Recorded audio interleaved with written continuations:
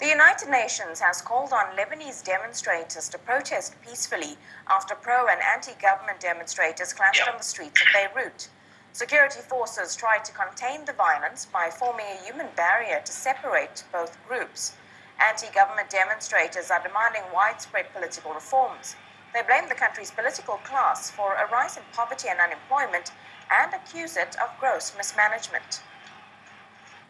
Members of the Security Council called on all actors to conduct intensive national dialogue and to maintain the peaceful character of the protests by avoiding violence and respecting the right to peaceful assembly and protest.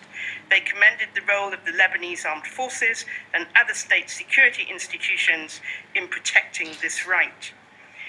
Let's get more on this now. Owen Holdawy joins us from Beirut. Owen, thanks for your time. Now, we're now seeing a second night of clashes between Hezbollah supporters and those of Prime Minister Saad Hariri. Just take us through what's happened over the last 48 hours. The most serious clashes occurred around Holdawy, which is just the southern central south part of Beirut. There were reports of shots being fired there. Meanwhile, in downtown near Martyr Square, there were also Hezbollah supporters were largely driving around on their motorcycles, chanting pro-Shia signs and also attacking protesters there. Meanwhile, outside Beirut in Tyre, there was also reports of and stuff posted online on social media of protesters' tents being torn down and attacked there. It seems like a very tense situation. As you said in your introduction, it's a second night of violence which has hit Beirut in particular, and there seems no sign of an abatement of this. The politicians themselves have been unable to address the protesters' demands, and Hezbollah seems to be reacting more and more violently.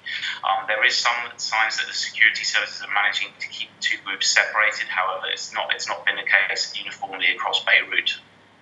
Now, Owen, it's like you said, it's become a really tense situation. It's also quite a major turn in what's been relatively peaceful demonstrations over the last 5 weeks. What's the government doing to stem this tide of anger? I mean, noon has some parliamentary consultations coming up, to potentially address and offer new reforms to the protesters. But it seems very difficult to how they're going to change, particularly with Mul and Hezbollah. They have the seat at the table and they were very dominant in the last Hariri government. So they're set to lose their place, and they really don't want to do that. On top of that, the addressing the sort of underlying economic problems is really paramount at the moment. The economy is starting to really suffer. The banks essentially have a limit of 1,000 that anyone can take out. This distraction on credit is really affecting employers and the general life of the average Lebanese citizen. Yeah, I want to focus a little bit on the economy, because the economy was already struggling before these demonstrations started, and we're now hearing that even some businesses are calling for stayaways and to be closed. I mean, how's that all happening at the moment in Lebanon?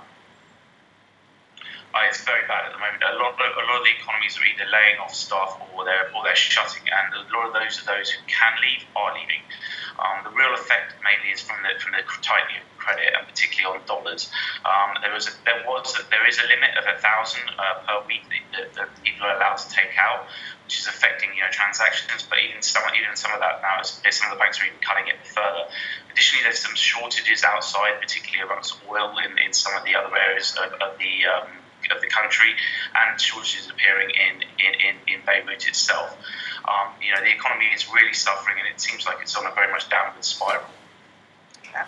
Owen Holdawy live to us from Beirut. Thanks so much for that update.